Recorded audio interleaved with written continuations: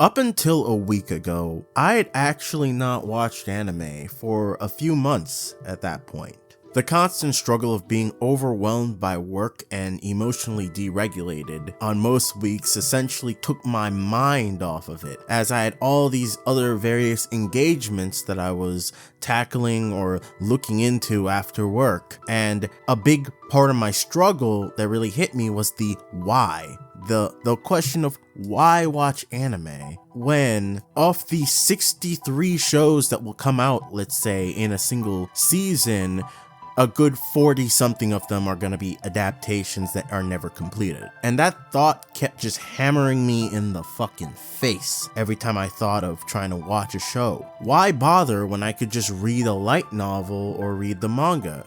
And then I ran into a show called Level 1 Demon Lord and One Room Hero. The story follows hero Max 10 years after the defeat of the Demon Lord by him and his party, when said Demon Lord reincarnates and comes back to actually find Max. He finds that Max's life is a fucking mess. He lives in a one-room apartment filled with trash where he wastes away his days doing nothing, a shadow of his former self and a disgrace publicly. The show features a day-by-day wacky hijinks type of formula as the Demon Lord helps Max get his life back together. All the while, there are political and social forces in the background involving his old party and the state of the world that are conspiring to drag him back into the limelight. So upon further investigation, I found that there is actually a manga of this series.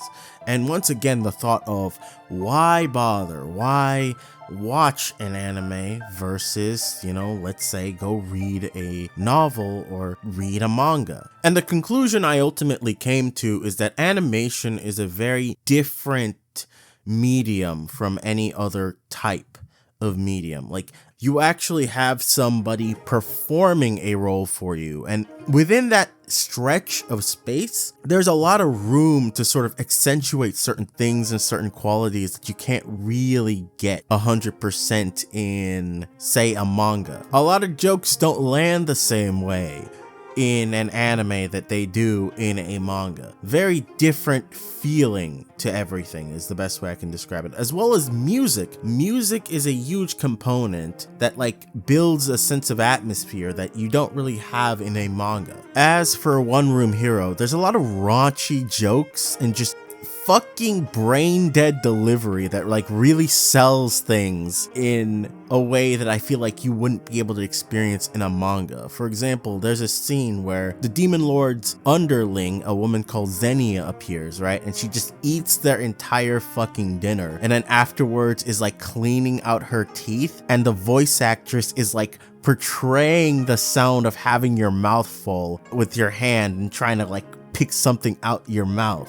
It's the kind of thing that you wouldn't really vocalize in your head while you're reading a manga, but adds a lot of character in the presence of a performance. And then you combine that with music. There's this scene where Max is walking down a dark street in the middle of the night, super depressed, and there's just Spanish guitar wailing in the background, and it just builds a certain kind of atmosphere that's hard to capture, say, in a comic or in a book.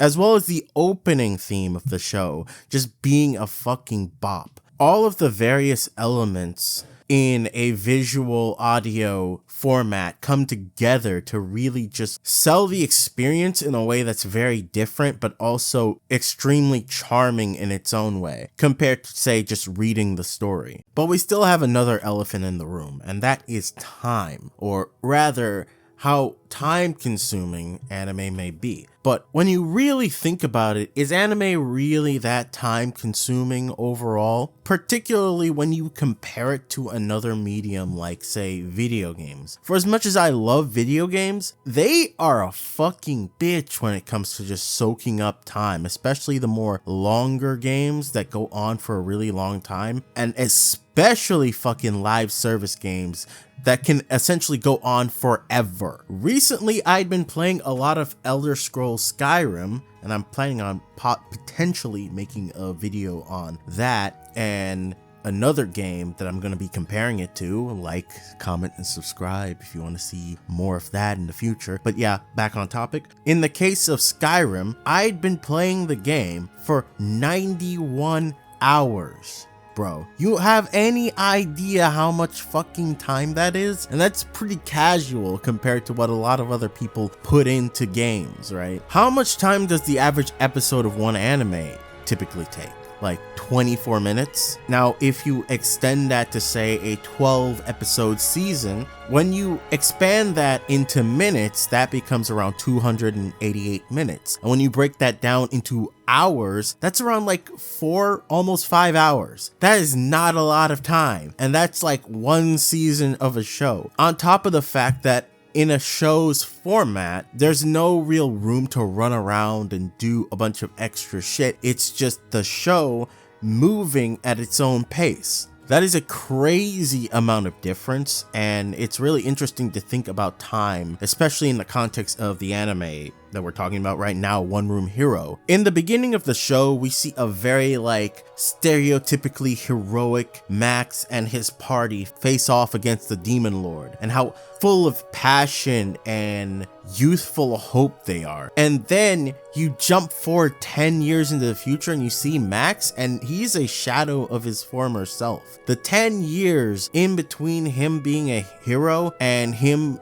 settling into a normal life, a lot of weird shit happens. Now, this show is kind of goofy because there's a massive just shift in technological progress in between the defeat of the Demon Lord and 10 years into the future. We go from what looks like a medieval to Renaissance-ish society to a fucking modern Japanese-ish one. It's very fucking goofy, but the show in general kind of leans into that energy. And there's a running theme about how time and progress, while it brings a lot of comforts to a lot of people, it can also fucking make us miserable. It can bring a lot of change that we're not ready for, that we're not prepared for. Time anxiety is also something I greatly struggle from, so this show really kind of resonates with me in that sense. Throughout the show, we sort of bounce back and forth between, say, Max and his current life with the Demon Lord and Xenia, and these flashbacks that show us kind of what Max was like in the past, and his old friends in his party,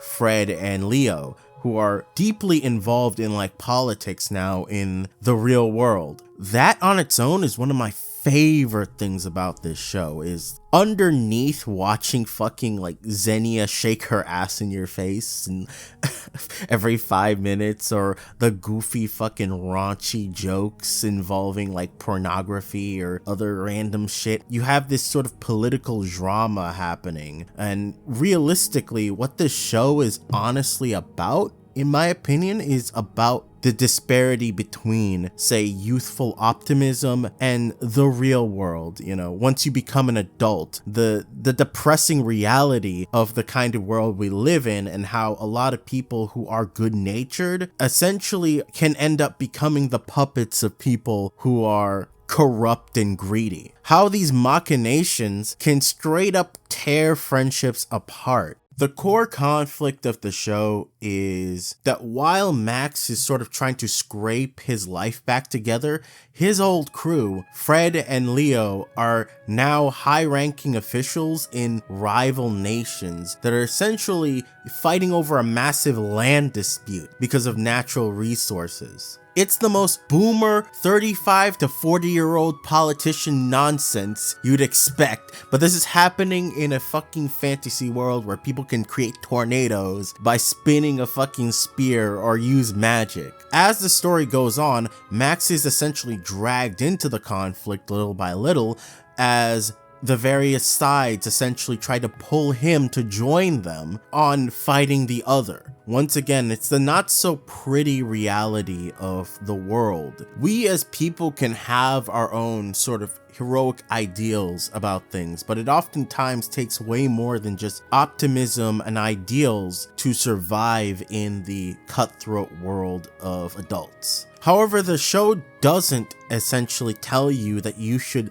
abandon those ideals completely. In fact, it praises those ideals in a sort of roundabout, joking fashion. However, the show is more so about tempering those ideas with realistic understandings of the world and the way things actually work. Laughing at the absurdity of life and all the bullshit it puts you through, and not giving up on yourself or others, especially not the people you care about and have been there with you from the start. And me as the person that I am, this deeply resonates with me because I've been through a lot. And I mean, that's nothing really special because we've all been through a lot in our lives, but like going from an optimistic child who saw the world in a way that's, oh, the world is my oyster, you know, anything's possible, I can do anything, yada yada yada, and then becoming an adult and seeing the realities of all the roadblocks and all the barriers that exist between you and happiness, it resonates with me to see a story that has a realistic understanding of that. Life isn't always sunshine and rainbows, and there's a lot of obstacles, and a lot of people break under the weight of these obstacles and these horrible things that they have to deal with on a day-to-day basis. Seeing this portrayed in anime form really helped me, I guess, reconnect with the medium.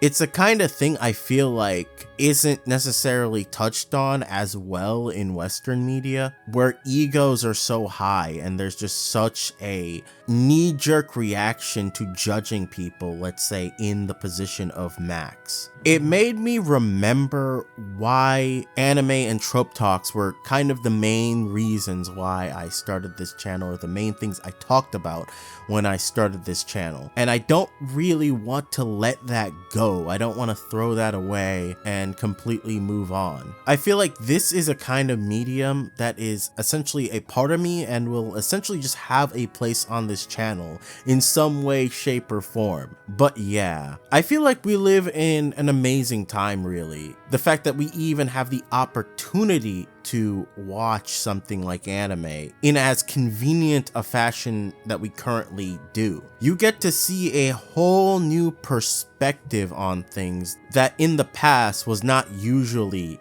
accessible to everyone. I, for one, am glad that I can watch this fucking goofy, raunchy, dumb show and take away these high-minded philosophical ideas and just generally have fun with something that just isn't not the norm, you know? At least not in the Western space, that is. But yeah, thank you for watching. I hope you had a good time.